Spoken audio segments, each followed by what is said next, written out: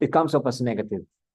As we have sort of like maybe have encountered some issues that are being posed against the Olympics. Okay, it's already a gargantuan event that has slowly moved away from its ideals and now is beset with uh, the complexities of of conflicting interests amongst business groups that are involved in the staging of the mega event, the Olympics. But in general, we have to acknowledge that it's the business aspect of sport is not negative per se, because it has to be it has to take that character. Okay, I would say character, not personality. Sports has to take the character, the business character, for that human engagement. Okay, to persist, to continue. Otherwise, without the business component, sports may not be sustainable. And when we say sustainable, it might not be able. We might not be able to sustain it or to let it continue or progress or develop. Okay, and we don't want it. Okay, so business is good. Okay, the business aspect of sport is good, as long as it aids and helps the sport itself or the sport industry to prosper and to continually develop. Okay, so if we are agreeable on this premise, then we could say that we could also agree that international sports events can drive economic growth, okay, to different aspects, to tourism, job creation, infrastructure development, and global visibility. We would run it down separately. Okay. First, okay, there's the direct economic benefit of staging or holding sports events. The bigger the sports event, the higher the possibility of creating a direct economic benefit to the host nation or to the host city. Okay. What are these aspects of direct economic benefits? If it's a widely known league or sports competition, then that event would have the opportunity to make revenue through ticket sales. Like, for example, having like the FIBA World Cup, okay, the basketball World Cup, okay, or FIFA World Cup, okay, and because there's like a huge market for that, willing to pay, then there's a guaranteed high stream or huge stream for ticket sales. And in that way, aside from the organizer making a profit, because the government would definitely tax that activity, then it would have a residual effect, positive effect on the host country for that, okay, through the tax levied on the ticket sales. Second is our broadcasting rights. Okay, the more popular the sport is, the higher the possibility that TV networks or broadcast networks would be very interested to cover the event. Okay, because these people are professionals. They know if a particular event or a particular content, media content, would attract a lot of audience, especially through their platform, the broadcast platform. And nowadays, with broadcast networks, don't just rely on traditional free-to-air channels.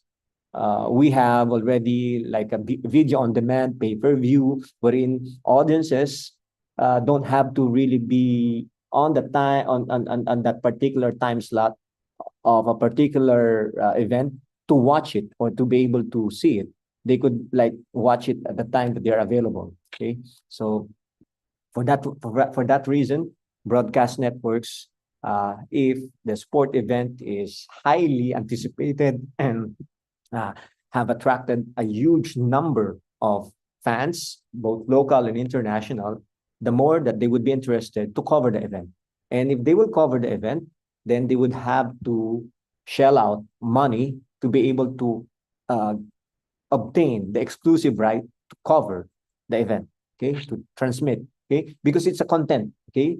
We have to consider that I think many of us are familiar with the idea of content, media content. If it's a content, it's a good, okay, it's a good. It's in marketing terms, a good is something that a market is willing to avail of by paying or through exchange of other equivalent goods, okay.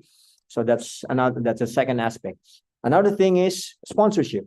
Okay, corporate brands would be enticed to also come in the more there's a high perception that the sports events is going to attract a huge number of audience, both live spectators or as uh, television or media audiences. Okay, either way, it would create reasons for corporate sponsors to be part of the event because they want to have their brand exposed.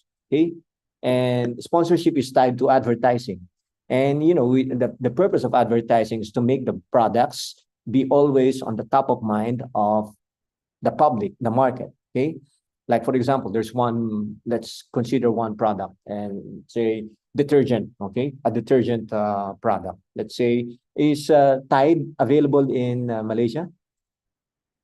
Is Tide the brand Tide? Tide, the detergent. Okay, Surf. Okay, okay. I'll just blabber some familiar brands. Okay, so there's like Tide, Breeze, Surf, all those three brands that I'm familiar of. Okay, these three brands, okay, especially in the case of the Philippines, or like I think it's also a very familiar brand in some Western countries. Okay, so these three brands that I mentioned, Tide, Surf, Breeze, all occupy a particular category in the detergent uh, classification, product classification, and they want to uh, edge out each other. Okay, and one way for them to get ahead in terms of awareness in the minds of their target market is through advertisement. And sponsorship is one way of advertisement, of making the brand more recent and familiar to their target market. Okay, so that's sponsor. That's the use of sponsorship. Okay, for them to be always recent, the brand. Okay, so if you come to sort of like recall, those brands that are highly active in sponsoring are uh, perceived by many people, the public, to be the more recent uh, product, okay, or more active or more reliable, okay. Uh, Actually, there's a saying, out of sight, out of mind, okay. So if you're not active in being seen in the advertising platform or in sponsorship, then the market would lose recognition of you. Eventually, it would sort of like get eroded. They become less familiar of you, and especially now with the young generation that we gravitate to something which is new. Okay, we are, I think, I'm speaking in terms of a generalization. We are somehow averse to stuff, okay, particularly products, commercial products that are regarded as old, okay. And that's the reason why we get to be have affinity to brands or products or stuff that are considered as new, young, okay, more recent, okay, and sponsorship that way. Okay, a good example of a direct economic benefit is Tokyo Olympics. Okay, the Tokyo 2020, which was staged in 2021. Tokyo 2020 earned approximately $3.3 billion from broadcasting alone. Okay, and that's not even considering the ticket sales. We can really consider ticket sales because back then there was pandemic period, so there weren't any audience, but there were a lot of media audience, okay, watching in their respective homes because it was during that edition of the Olympics was during the pandemic, and a lot of countries or locations across the globe are under quarantine, and people are like limited in their mobility. So most of them, okay, most of the people are stuck in their households. And if you're stuck in your household, what's there to do? Most likely, you are watching something in your mobile device, in your television, and during that period, there's there's one compelling event that's taking place, Tokyo Olympics. So that alone explains the $3.3 billion income of Tokyo, okay, from broadcasting rights. And of course, there's a sponsorship which most likely could exceed 3.3 billion estimate. Okay, as you can see here, in this graph on the upper right corner of the slide, you could see the continuous progression of income of the Olympic Games. Okay, even if it takes place only every 4 years, you could see that from 1996 all the way to 2020, it has continually scaled up in terms of revenue, overall revenue. Okay, this is in combination. This combines the Winter and Summer Olympics.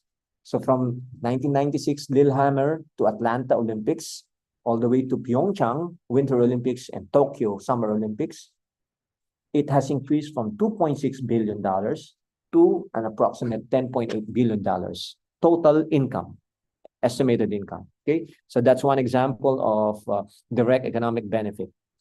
Next, job creation and employment. Okay, why do you think so? There would be job creation and employment. Of course, if it's an event just like this is a relatively a small event, okay? But for an event to take place, to be conducted seamlessly and successfully, there should be a lot of people who would have to handle, would have to or get to be part of the organization and to make things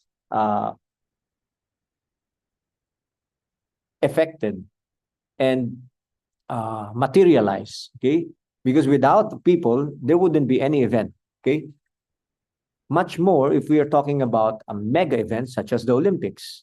You need a lot of people, not just during the conduct of the event, but in preparation for that event, okay? The construction of facilities, infrastructure, communication, training of people, a lot of people. You could see here, it says here in this graphic, infographic, what's the real value of sport, okay? You could see here, it itemized the different aspects of elements that comprise the impact of international sports in terms of job creation. Like young people are mobilized, just like you, and even adults, basically. It says here 9 out of 10 young people and 8 out of 10 adults participate in sport and recreation. Okay, so them alone could be a target market for possible volunteers, maybe as part of the working workforce of the entire organization or a particular segment of the organization. And those people who would have to be among the manpower or the workforce to build edifices, structures, infrastructures, networks, okay? They would have to get employed, okay? And if you're employed, you need to be paid for your services. So we could easily say that major sports events create jobs in construction, event management, even security, because we are dealing with a huge throng of people, not just huge, but a gargantuan number of people. Imagine the entire stadium being filled, okay, by people. You cannot just rely on automated systems. You need to have like warm bodies of people to be able to maintain security and order, okay? So you need security there. And of course, aside from security, you need to have some hospitality because there would be people who would coming from all other places elsewhere. They would need some place to stay. They would need to get someone to assist them, and that comprises the hospitality aspect of mounting an event. In London Olympics alone, as another case study, it generated over 700,000 jobs. Okay, that could be already a GDP output of one small country. 700 jobs. Okay, so that's mind-boggling. Okay, London Olympics because of London Olympics. Next,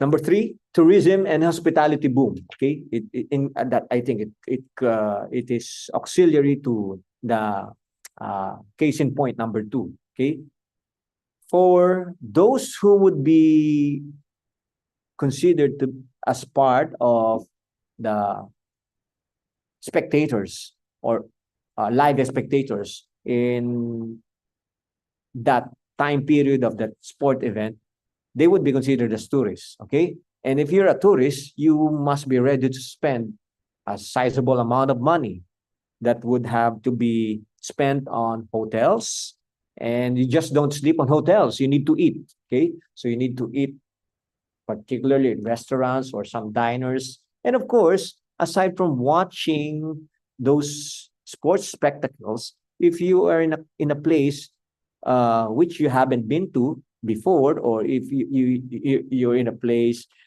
that you think you won't be able to visit again under normal circumstances, and that place is quite interesting, then you stand a chance to go around, to explore.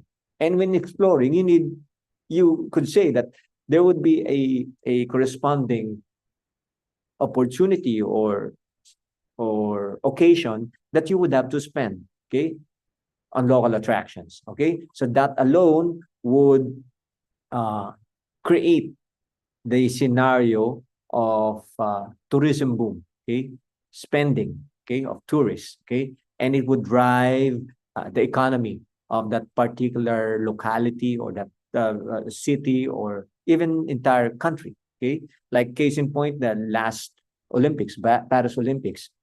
Most of the people who went to see the Paris Olympics didn't just stay in Paris. They went around, not just within France. They went around close by European countries, and the money that they poured in to that region has become part of the economic activity created by that mega event. Okay, as you can see here in the upper in the graphic on the upper right corner, you could see that there's a annotation of active, passive, and nostalgia, meaning to say, sports tourists, okay, the market of sports events, okay, get into the locality where the sports event is taking place for multiple reasons. Okay, maybe they are avid sports fans, or they themselves are sports or athletes who want to see action, in that particular in that particular sports event. Okay, because it resonates with them because they play the same sport. Okay, or they're just ordinary or regular fans, so they could be classified as active. And those there are spectators, spectators who would also be could be classified as passive. Why passive? Maybe because they've been tagged along by their significant others. They themselves are not fans, okay, or not sports people or active individuals, but because they are like children of their father, dads, or mothers, or moms who are avid sports fans, then they tag along. Okay, so they could be classified as passive. And then there's those who are categorized as participating or seeing the whole sports spectacle out of nostalgia. It's more of like emotional connection. Maybe we could put it in this category, that those who are sports spectators, who are they themselves maybe sports practitioners or adopters, okay, and they want to sort of like experience or see for themselves how it is, or sort of like transparency, how it is to be in competing in the Olympics, and they imagine the uh, the experience. So it's like a transference kind of thing. So now for this benefit or impact of sports events, we could have as case study Barcelona Olympics. Okay, it was, I'm not sure whether some of you have been born in 1992. Okay, but 1992 Olympics was held in Barcelona, Spain. Okay, before Barcelona hosted the 1992 Olympics, Barcelona was sort of like regarded as something like a, not really a sleepy town, but something like not part of the tourism radar in Spain. Okay. But after its hosting of the 1992 Olympics, its tourism ballooned to over 90%. Okay. And 90% is not just huge, is in terms of scale, it could be overwhelming. Okay. Actually, a lot of pundits and uh, maybe sociologists discuss that it could be, okay, it could be possibly connected, okay, the Barcelona hosting of the Barcelona Olympics could possibly connected with the problem of the locals now with over tourism in that area. Barcelona has now reached, okay, or exceeded its maximum capacity to manage the influx of tourists. Okay, so it has become a problem now, that tourism that was probably generated because of the 1992 Barcelona Olympics. It could be for some, maybe for some cities across the globe, or even some countries, they could just sort of like dream or feel envious, okay, of the problem that Barcelona is having now, because some countries don't even have the even a small segment of the tourists that visit Barcelona. Okay, so for some countries or cities in other parts of the globe, they would rather have that kind of problem. Okay, but for Barcelona's case, it's sort of like a recurrent complaint among locals there. Okay, because of over tourism. Next, infrastructure and urban development, because you would have to put up a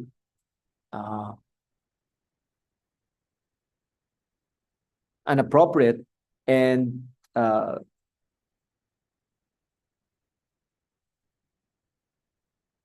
according to specifications, okay, by the event owners, okay, infrastructures and edifices that would be able to serve as venues for competition and could accommodate the specified or projected number of people who are going to be spectators in that for that sport. Okay, so case in point, okay, Seoul Olympics. Okay, so we're further backtracking. Okay, Seoul hosted, okay, the Olympics in 1988. Okay, Seoul, similar to Barcelona, Seoul was not sort of like a nondescript city before it hosted the Olympics. Actually, as in general, South Korea was not yet considered to be a modern country before it hosted Seoul Olympics in 1988. Okay? But because of its hosting, it had to sort of like reinvent the whole city, okay, by investing on transportation, airports, and public spaces, because they anticipated that with the hosting of 1988 Olympics, a lot of visitors, both domestic and international, would gather in the city, and they need to have a viable transportation network. And of course, mostly from people from outside the country would arrive via the airports. So they have to modernize their airports to be able to accommodate the influx of people, the arrivals. And of course, public spaces, because people would not just be stuck in a particular place at one time. They would be continually moving. And these public spaces should be able to accommodate these people who are on the go for the duration of the hosting of the Olympics. And that served as an impetus in the modernization of Seoul, particularly its metro line and airport system for the 1988 Olympics. Now, as you can see here, okay, I didn't get to have a photo of the previous state of Seoul before the Seoul Olympics, but this is how it looked after or before, immediately before the staging of Seoul Olympics. So they're able to work around their ecological landscape and marry their modernization plans for the city. Now, let's move on to foreign direct investment. Okay, so foreign direct investment. I hope that you are familiar with this. Its acronym is FDI. Okay, foreign direct investments are those capitals, mostly portfolio funds, or let's say funds, money, okay, that come into a particular country, okay, coming from different parts of the world, okay, because there's an opportunity for these investors to create a business that is expected, okay, to generate more revenues for them, okay, for them to earn, okay. So these for FDIs are funds that come in from outside the country, okay, let's say in Malaysia, okay. So FDIs are those investment funds that come in, let's say, from other neighboring Southeast Asian countries or East Asian countries, or even from Western countries, okay, and then establish a business, okay, for medium to long term, okay. These are foreign direct investments. These are different from portfolio investments. Portfolio investment is sort of like some kind of like temporary or short-term fund investments. So foreign direct investments are basically affected by different reasons, by different reasons, okay. First of all, political stability impacts the willingness of investors to get into a particular country. Okay, no one would sort of like get into a war-torn country to invest, because definitely there would be a low chance for their money to grow, because there's not much people willing to spend. Okay, because it's in chaos, right? Okay, and of course the wage rates, okay, is another factor that impact foreign direct investments.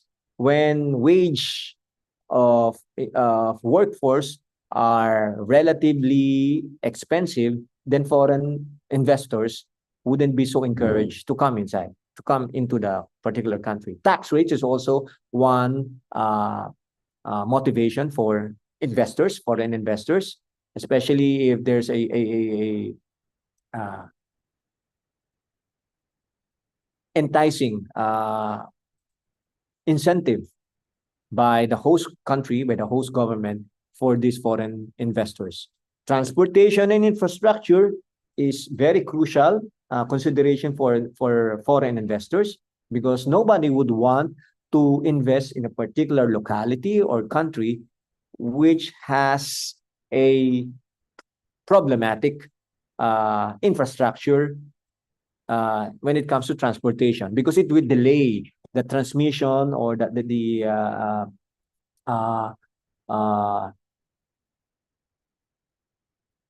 hauling of products, especially if an investor is into consumer goods. Okay, consumer goods could only reach its point of purchase by way of hauling. Okay, physically hauling it from the source to the point of purchase. Okay, and also size of the local market. It pertains to the spending capacity. Okay, uh, of the local market. Because if you are if you're a foreign investor and you're considering to invest in a particular country, you would have second thoughts to do so if you find out that the locals there, majority of the locals there don't have expendable money to avail of your product.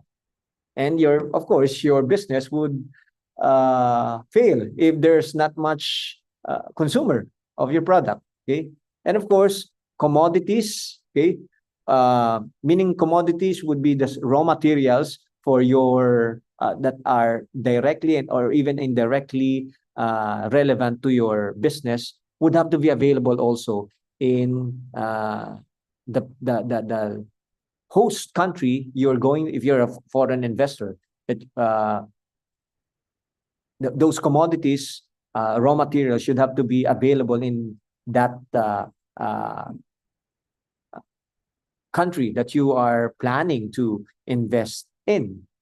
Otherwise, if those raw materials are that which are highly relevant to your business or to your planned business, if they are not available in the local setting and would have to be imported, then it would kick up the cost of you doing business. Okay, so these things impact foreign direct investments. Okay, but what does it have to do with the hosting of international sports events? International sports events, in a way, create a perception or enhance the perception of one, political stability. Have we heard of any country in chaos or country at war or country in like uh, in a state of uh, of uh,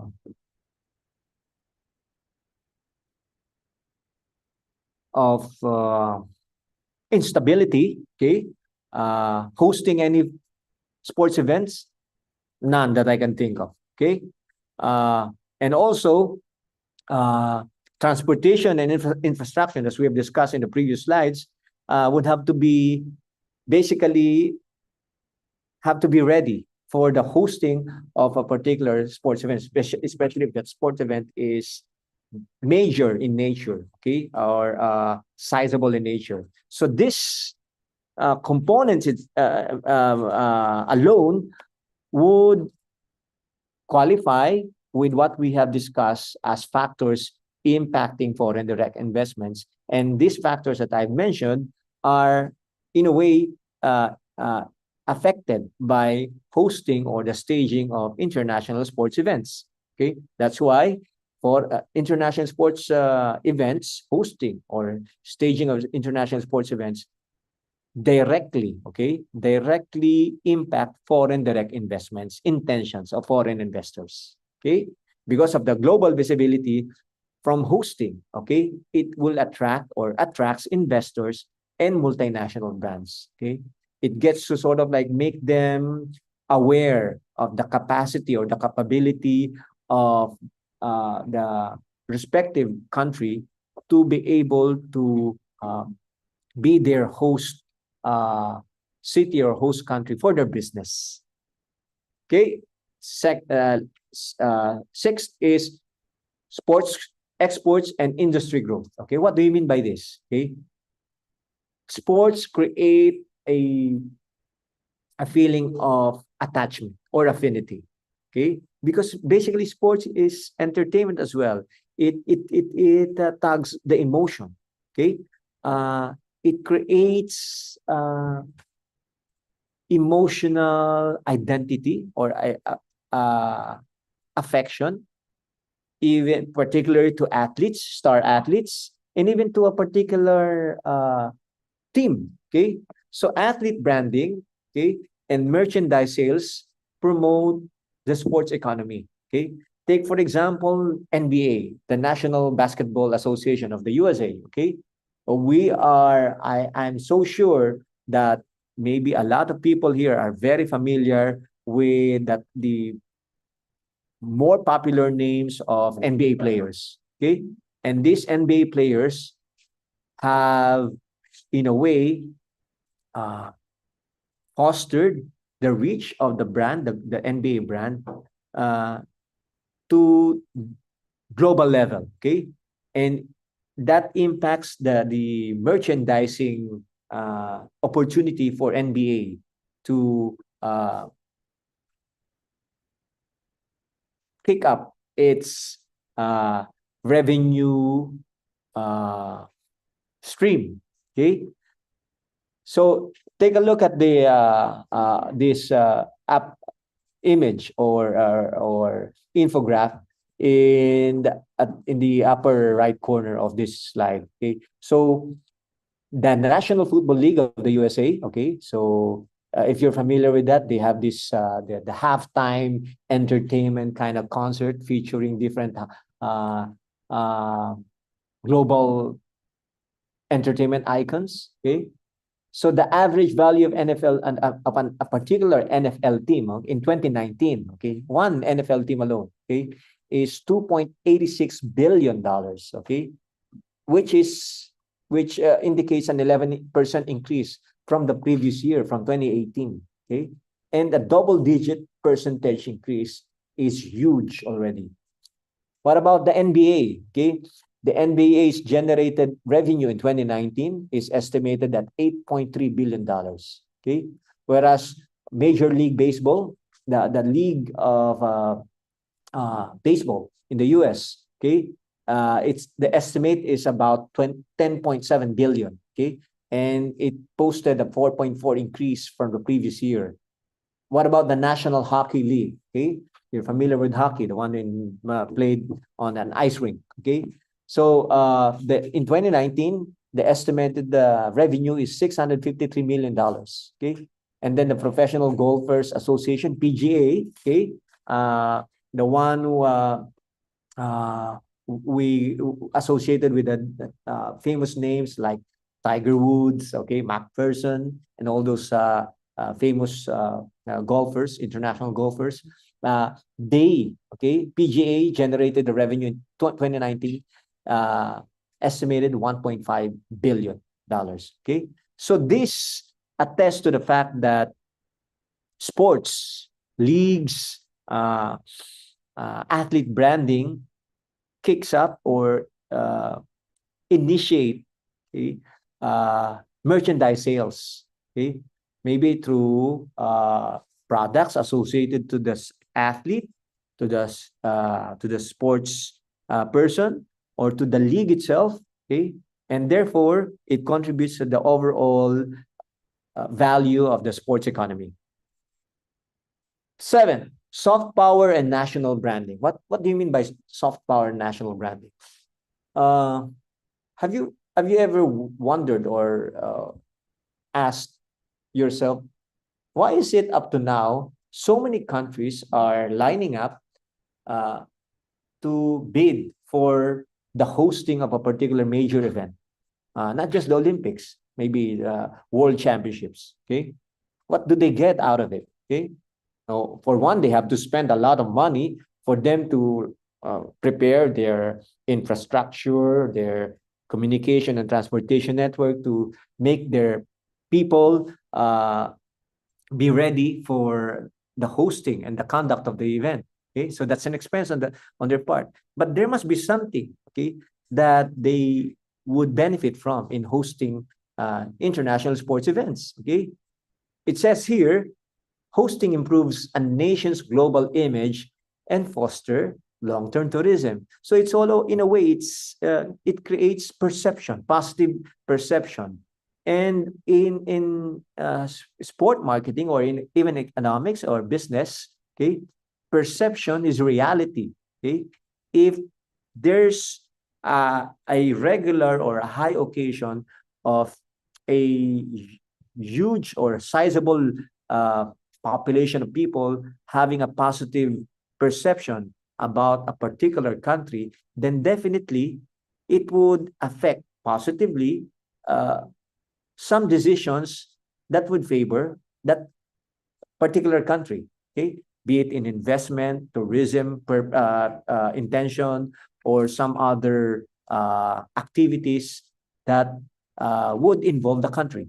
Okay, and while we're at this topic, we could say that it would impact positively long-term tourism, because you have sort of like that country which hosted a particular mega event successfully would be perceived as capable of maybe taking care of a, uh, a big size, a regular influx, influx of tourists from outside, from other parts of the country, of the world.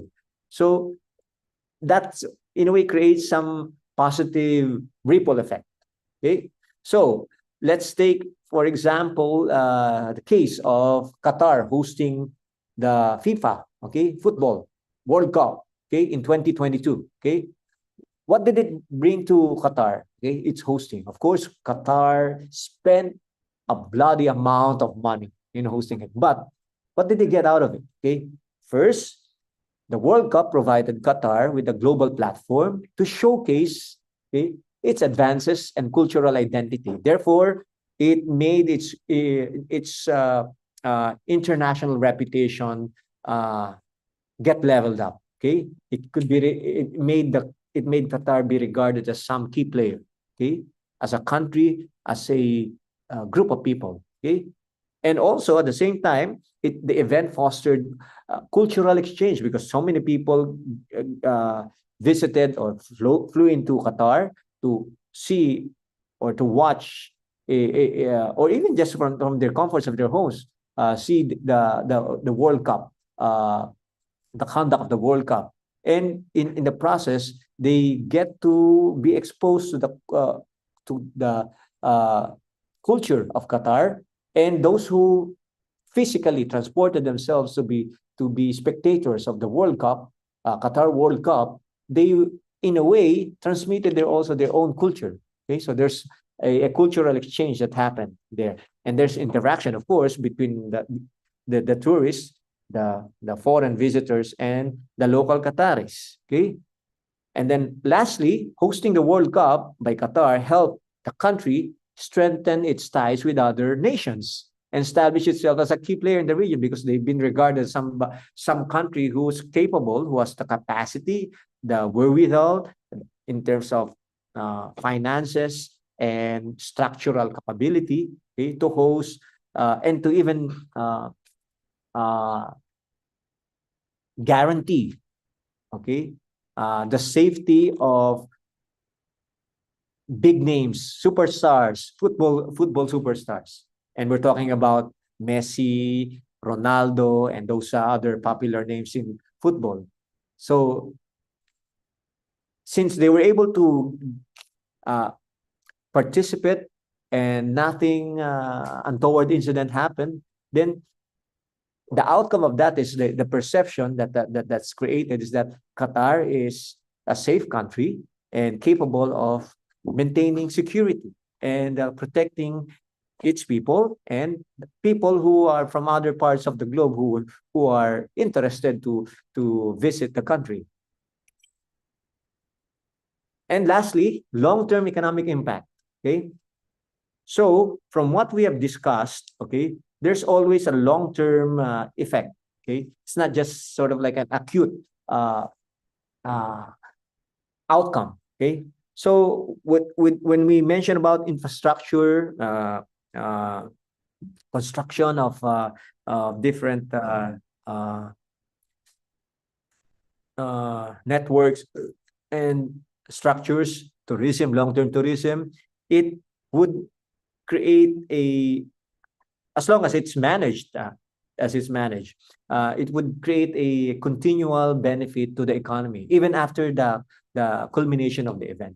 Okay, so that's basically in a way, attest to the fact that sports hosting international sports event is in a way an investment on the part of the host city or the host country, because after the culmination of the sports event, it would generate continuous maybe revenue, and that's what is expected out of it, continuous revenue, direct and even indirect, and that explains the long-term economic impact of hosting international sports events, sports competitions.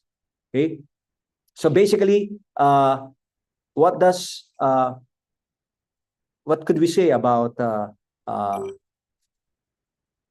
hosting of international sports competition in summary? Okay, mega sports events could lead to the development of various legacy projects. Okay, as we have identified with building of infrastructures, training of people, upgrading of communication and transportation networks. Okay, in in the case of Athens Olympics, Greece, 2004. Okay, some parts of Greece before its hosting were in its sad state. Okay, or in its deteriorating state. Okay, but because of its hosting, okay, the city got the, the obtain the reason. Okay, they obtain the reason or the rationalize its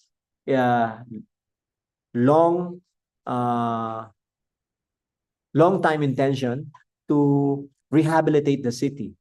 There are two particular locations in the city of Athens that have been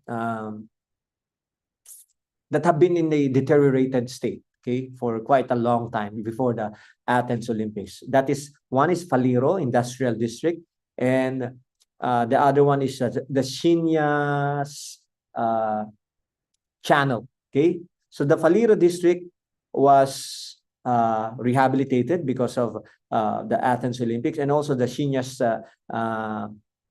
River, okay, which eventually was rehabilitated and became the venue for the rowing competition of Athens Olympics.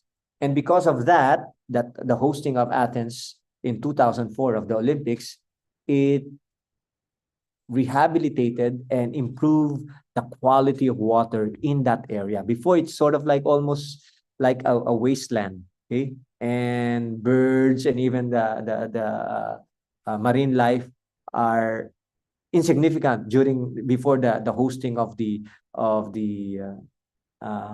Athens 2004 Olympics. And because of the rehabilitation and upgrade done for the hosting of the Olympics in 2004, it improved dramatically the quality of water in those areas. And of course, the state of those two areas, just to cite an example, okay, of how mega sports events could result to the development of various legacy projects. Okay, and also you could those athletes village that's built initially to house participants, particularly athletes. After the event, in the case of the Olympics, those athletes village would in many host cities that became hosts of the Olympics, the athletes village became eventually apartments or condominiums provided to the citizens, locals of the host city. And of course, it helped in a way in addressing housing concerns of the host city. So that's basically how we could see the legacy effect of hosting international events of a particular city. So, but of course,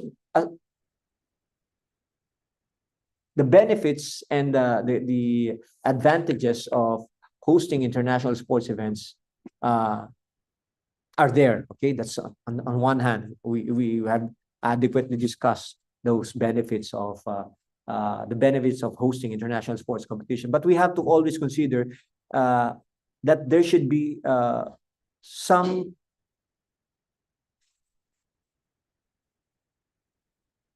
form of caution and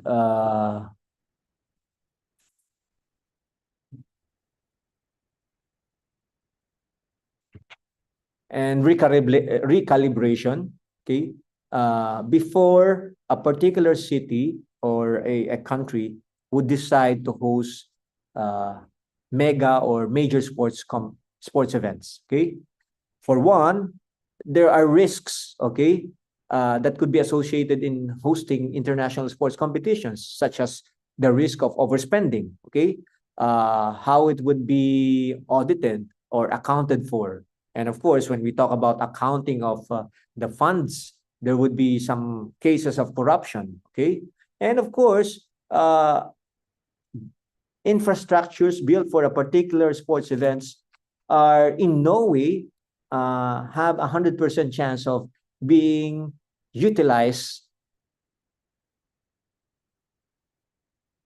in, like, say, in 365 days in a year, okay? And how you'd be able to make it make it realize its worth, okay? If it's not utilized in more than half of the year, okay? So there's the risk of underutilized facilities for hosting international sports events, especially if you're a host city or the host country, you build it from scratch, okay? So meaning to say, there should be sustainable planning involved in before a city or a country decides to host major or mega sports events, because otherwise there's a high chance that that host country or city would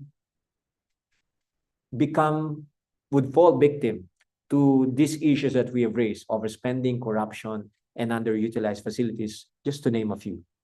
Okay. Now, what could be the possible recommendations that we would have to consider?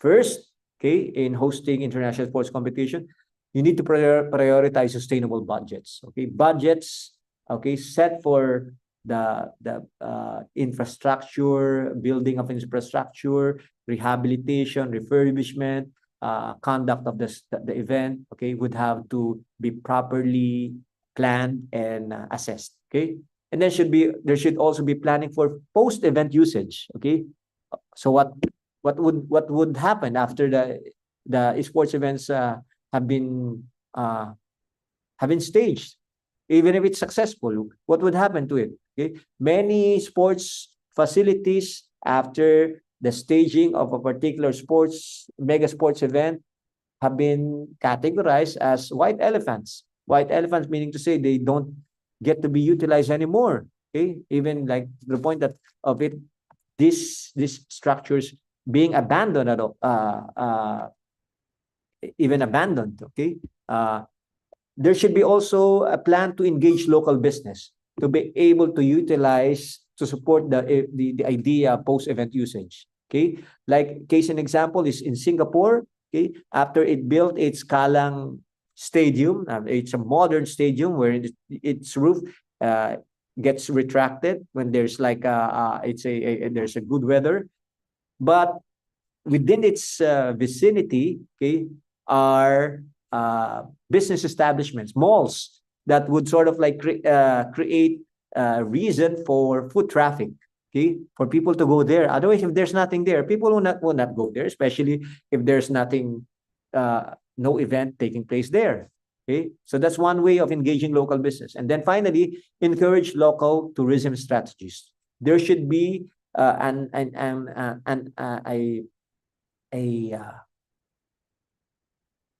blueprint for long-term tourism initiatives that underscores this legacy infrastructure that are a product of hosting international sports competitions, so that it would make the whole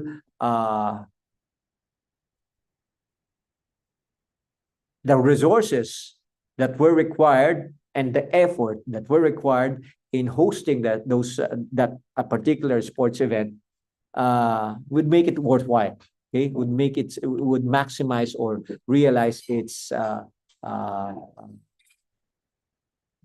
reason. Okay, for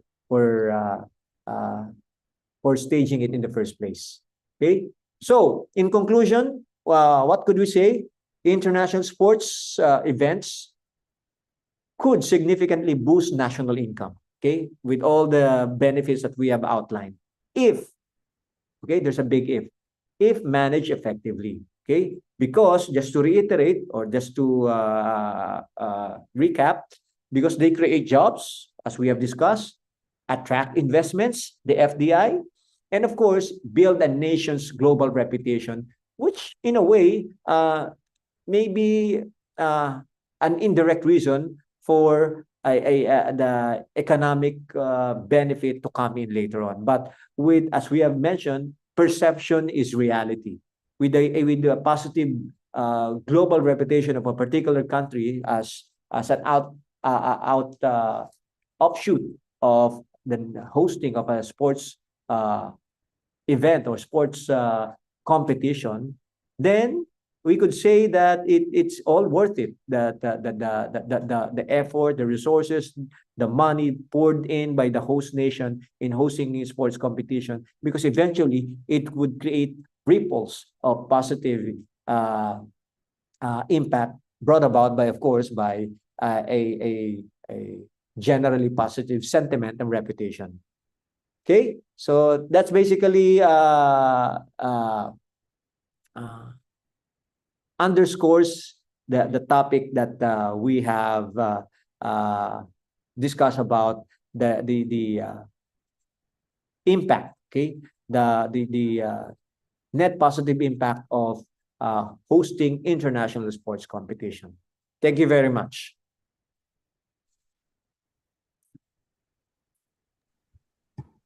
A heartfelt thank you to Assistant Professor Edward Ho for enlightening session on how international sport victories can translate into national economic gains.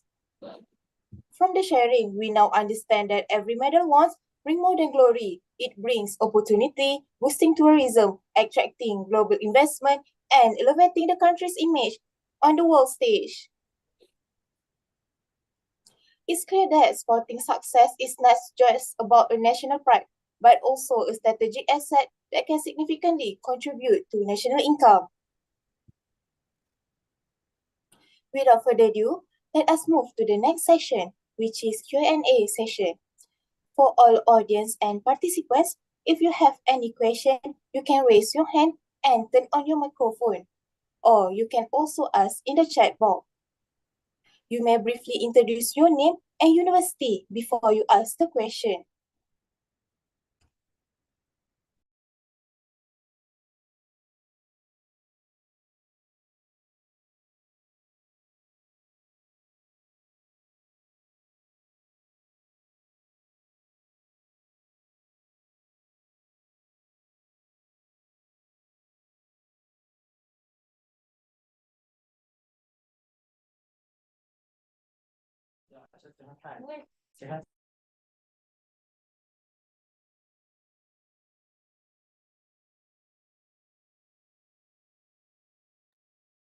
Hi, my name is Siti Nur Humaira binti Suhaimi and I'm from University Science Islam Malaysia. I have a question. What kind of sports plan would you suggest for a small country with a low budget to achieve success in international sports? Okay, you're talking about success in terms of the local athletes taking part in success in the global stage or success in terms of organizing the event?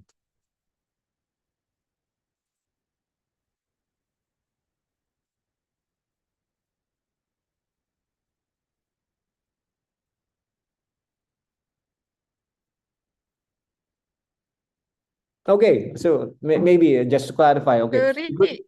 Yeah, if you're talking about success in terms of performance of the athletes, then I think it's not covered in this topic. But just to quickly answer that, it would take a lot of preparation and training, okay, for the athletes to be successful in term for their performance. But if you're talking about the staging of the sport that that particular country you're referring to, you have to make sure first that you have a a captive market, okay, whether locally or internationally, okay. And how will you be able to determine whether you have a captive market, meaning a spectator or somebody, a group of people, a big number of people who are going to watch it on their on any media platform, okay.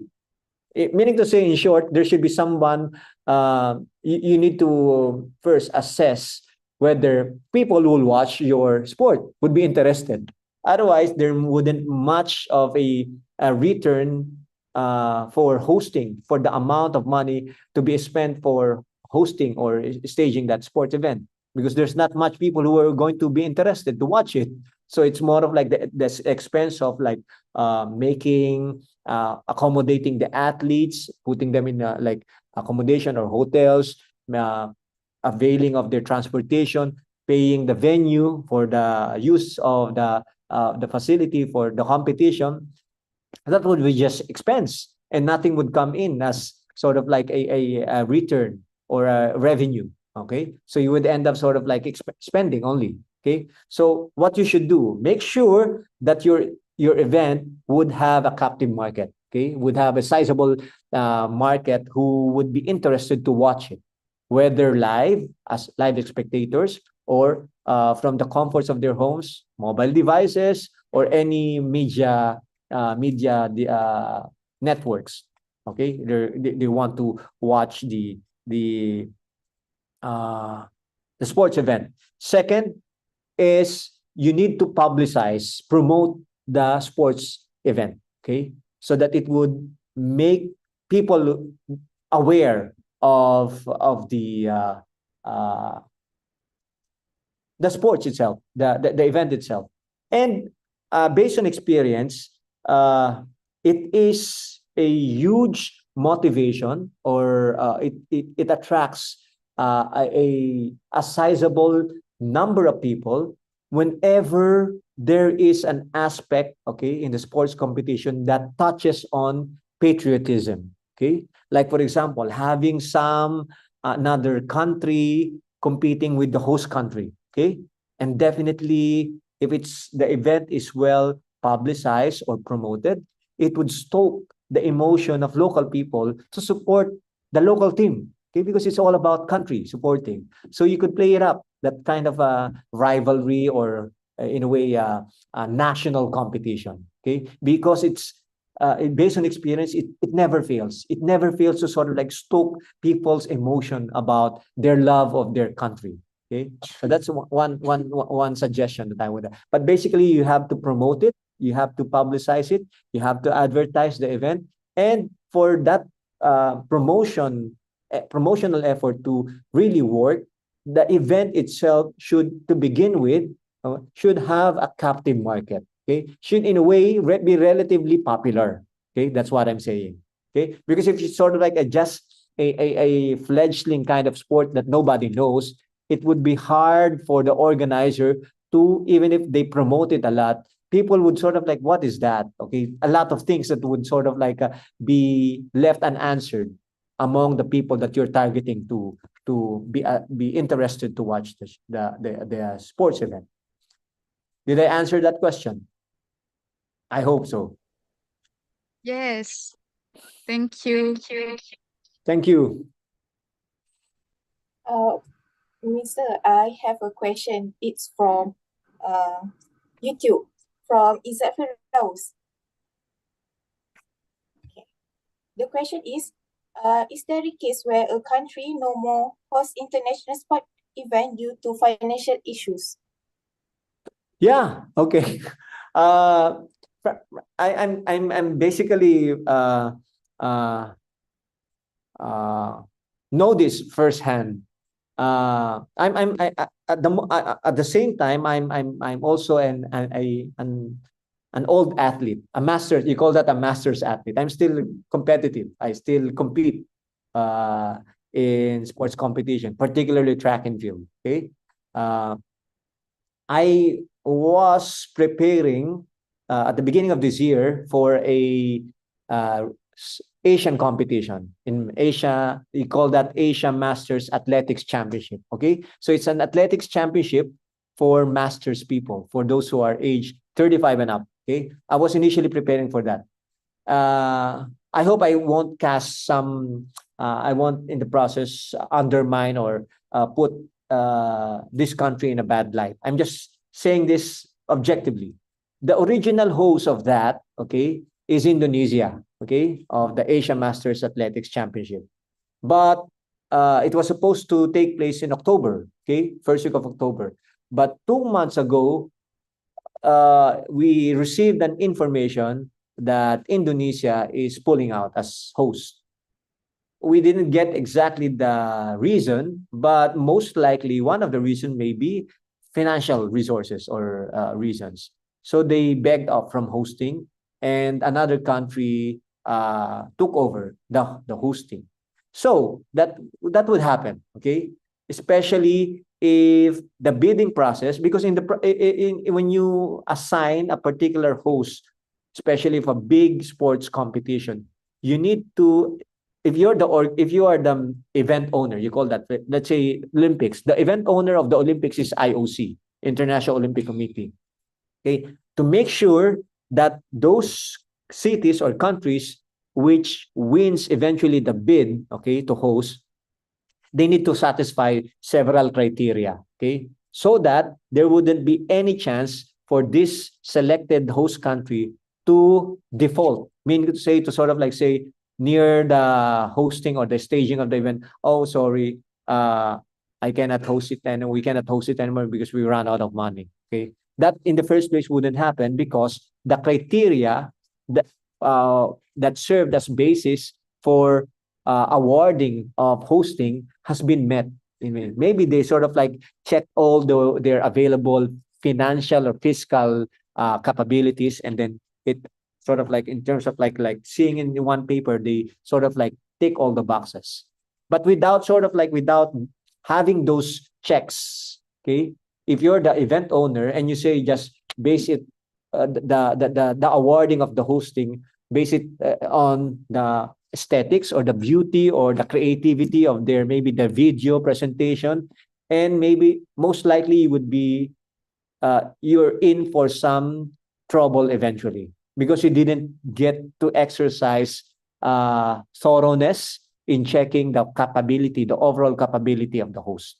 Okay, so that's one thing. If you're the event owner and you're sort of like trying to evaluate who amongst those interested parties should be selected as hosts, they need to satisfy this sort of like criteria that you have set initially. And those criteria has to be well thought out so that you would be guaranteed that there wouldn't be any chance that the finally selected host party or the host city wouldn't bail out at the last minute.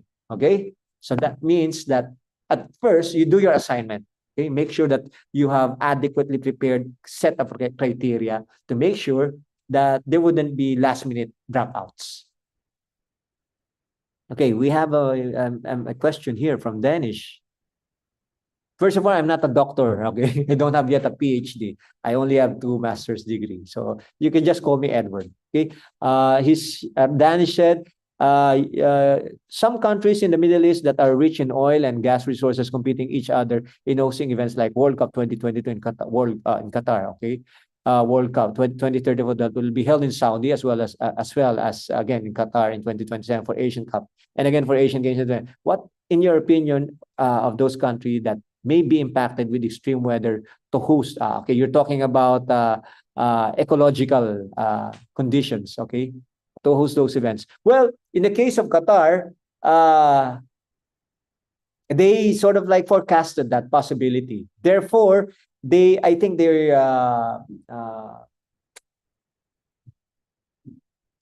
negotiated with the event owner, FIFA, okay, wherein most of the events, most of the scheduled events, okay, matches are played after sunset. Therefore, it might not be too harsh or too hot, okay, for the players, okay. It may have like a considerable impact in terms of the time zone or the circadian rhythm of the players, especially players who are used to playing in daytime, okay, from where they come from, especially Europeans, okay. But something has to be decided on, okay. You have to choose whether you follow the regular circadian rhythm pattern of your activity, okay, based on your wakeful hours, or would you sort of like favor the comfort or the discomfort posed by the extreme weather condition, extreme heat, okay. And also, aside from that, they built their stadium with, although it's open air, it's an open stadium. It doesn't have a roof, okay. The roof is open, I mean. They built the entire stadium air conditioned. They built it air conditioned because they forecasted that it would be so hot during those times, okay, because they cannot move specifically that the month of the World Cup. I think it's set for like July, August, September, summer months, okay? And those months are relatively hot in the Middle East region. So the host country, Qatar, consider those factors, and in their in their engineering of their infrastructures needed for the sports event, they factor that in. So they sort of like integrated the air conditioning system for not just for the players but for the spectators. Imagine an open stadium, air conditioned, okay. But although it may be it might be relatively expensive compared to, let's say, a stadium, an open air stadium in Malaysia, okay. But maybe they have more resources because they have oil money. They're willing to do that, okay, just to make sure that it won't impact the positive perception that they're aiming to gain, okay, from their global audience. Imagine, like, for example, I think the capacity of that stadium, the football stadium, World Cup football stadium in Qatar is, I think, almost 100,000. Imagine half of that, okay, half of that crowd would complain about the heat, extreme heat that they experienced during the match, and they would sort of like post it on their respective social media accounts. That would be horrific. That would be catastrophic for Qatar because it would generate a lot of backlash and negative discussions about Qatar. So it would impact their what they instead wanted to positively gain in terms of image, global image. Okay, Alif, we closely follow the story of Carlos Yulo, the first Southeast Asian ever to win gymnastics event. Is there any inspiration that, in your opinion, can be made to a country vision in the future, especially to the young?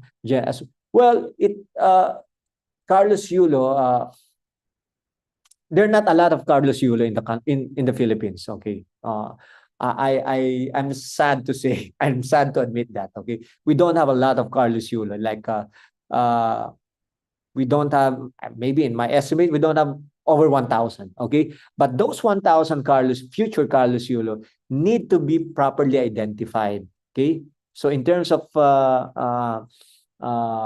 talent identification, that's one assignment. Okay, proper and effective and systematic talent identification. And once talent identification has been achieved, with talent identification, it's not just the inherent talent, it's also the interest of the young individual, because even if you're sort of like with your like scientific testing methods, you've identified that this young individual, male or female, okay, possess a inherent quality to become a gymnast. But you saw, or if you're one of those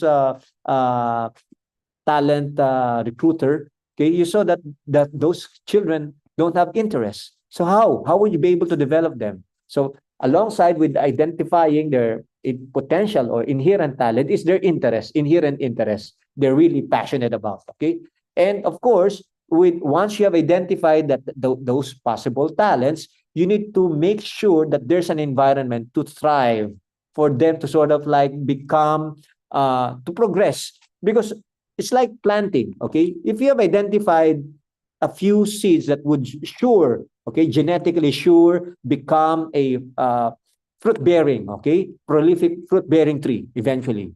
Okay, but without proper maintenance, without proper care, it won't become a tree at all. It would die in the process. Okay, maybe as a seedling, it would die out. It would dry out. Same thing with producing top level athletes. So from identification to nurturing to setting an environment that would be conducive for their development, it takes a lot. Okay, and we could like spend a lot of hours here discussing about what are the different components or the different requirements to produce world-class athlete. We would have to maybe have to have another 10 hours of discussion. But just to put it, just keep it short, we have to do that. If you're part of the decision makers or policy makers for sports, we have to do our assignment. Okay, and one of those things that would be integral in talent identification is to uh, um, uh, improve the capacity of local coaches. Okay, because if you're at the top of the policy sports making body, okay, like for example, what is it in Malaysia, like a sports ministry, okay, if there's such a thing in Malaysia, okay, sports ministry, you're a sports minister, you as a minister cannot uh, um, go down by yourself one-on-one identifying possible talents. You cannot do that because you're in the top level. You would lose time. So you would have to have some people below the line to have the capacity to implement those part of the piece of the puzzle to create a world-class talent. And those people down the line includes local coaches. So the local coaches need to be empowered and to be continually, in terms of their skill, to be continually developed and provide them opportunity to improve, because you cannot teach something that you don't know.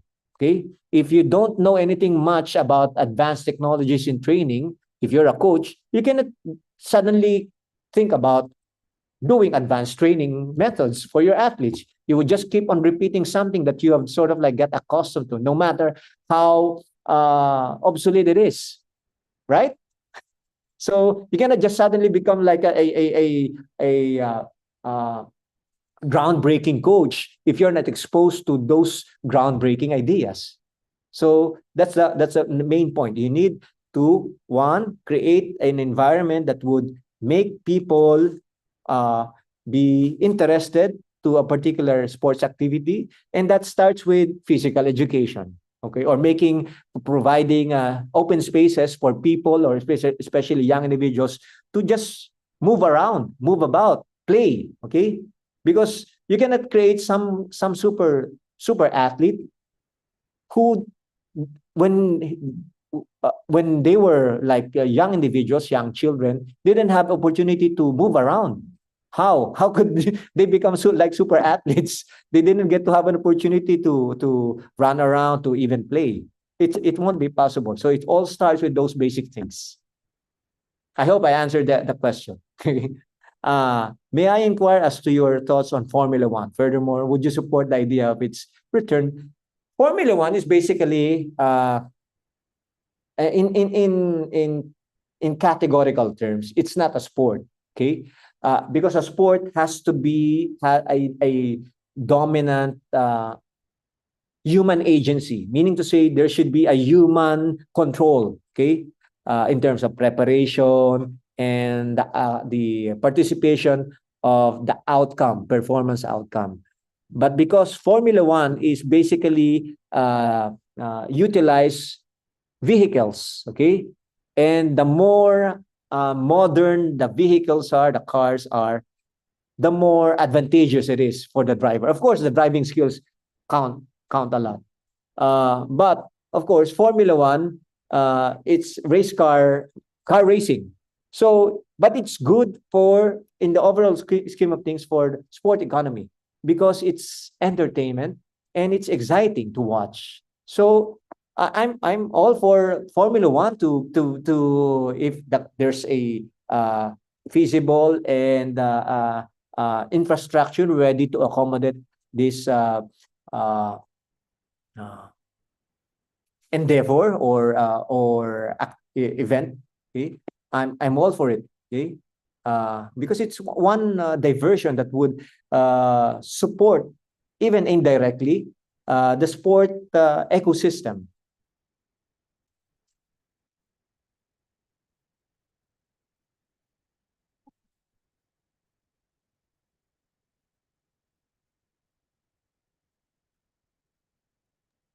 So, but just to digress, what I'm not really supportive of is like betting, okay, sports betting on sports, okay, because it it runs counter to the main principle or ethics of what sport should be. Okay, sport should be all about virtue, okay, developing and inculcating virtues among its uh, participants, practitioners, and even spectators. Okay, but if it's sort of like a make people think of some unpleasant uh, unpleasant behavior, then it ceases to become a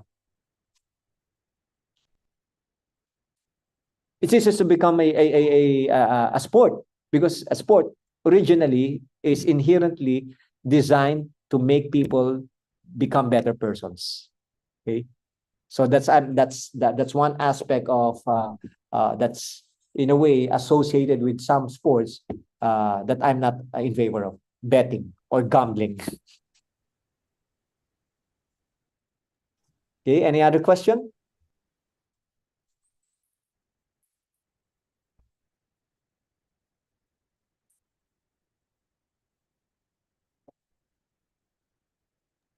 If there is no other question, let's proceed to the next session. Thank you so much to Assistant Prof. Edward Paul for answering the questions and being willingly to spend your time to share with us the knowledge and opinion about this topic. Also, thank you to the participant for questions too. I hope all the knowledge will benefit us. All good things must come to the end. On behalf of SacreFM, we would like to express our sincere appreciation to our distinguished speaker, committed organizers, and all participants to making time to join this webinar. We hope that the knowledge we gain today will not burden us, but also serve valuable asset. Now we would like to take a group photo, and I hope all the participants can turn on your camera and change the virtual background to the FISIM 2025. All participants are kindly requested to remind a moment after photography session. We will continue the quiz session afterwards. I now hand over this session to Media Committee for photography session.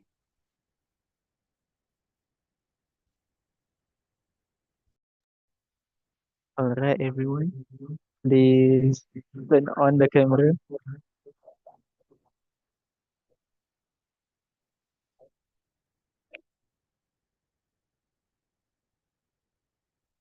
Um,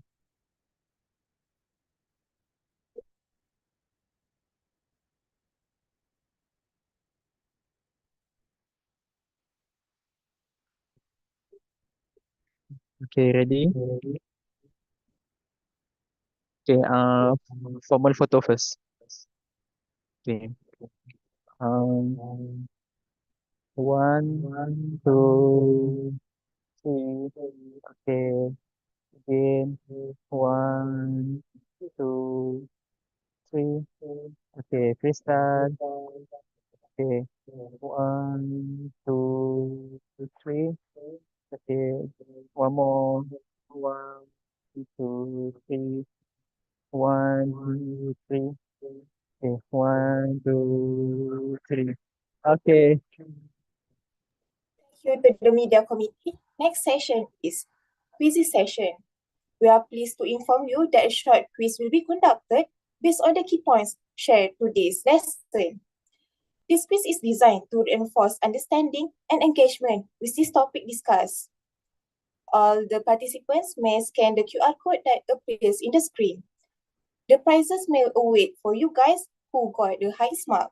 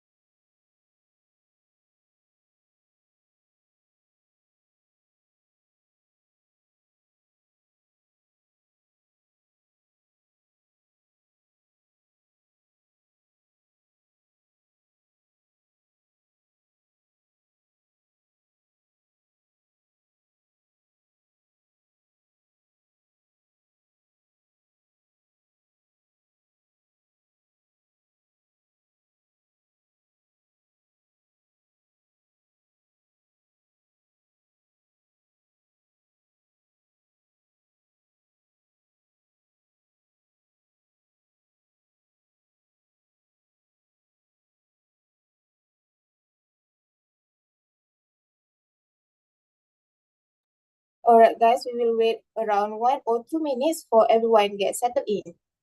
And reminder to all the participants, please write your full name in the quiz session.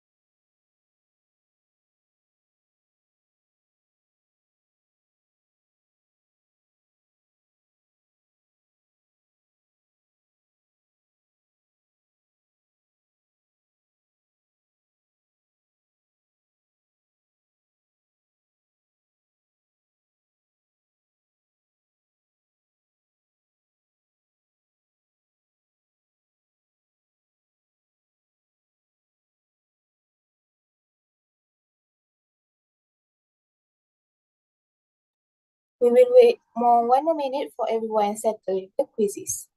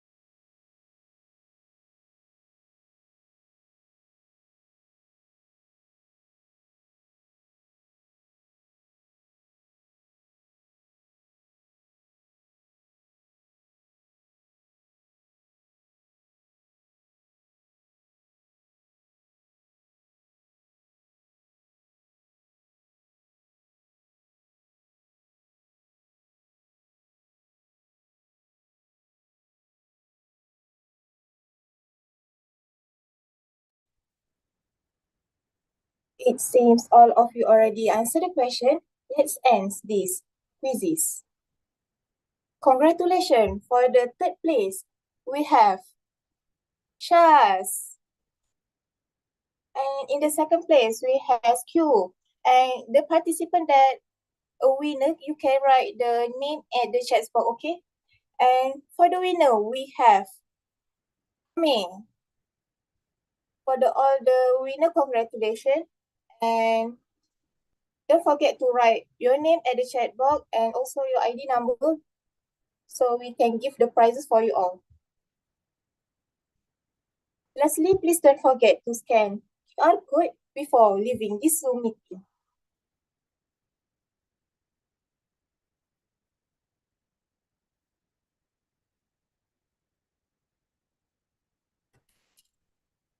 Ladies and gentlemen, we will close this webinar session with Tasbih Kafarah and Surah Al-Ans. All participants may scan the QR code. Attendance that appear that in the screen. See you guys in the fishing, inshallah. I am Awni Shira binti Rasid. See you guys and Assalamualaikum.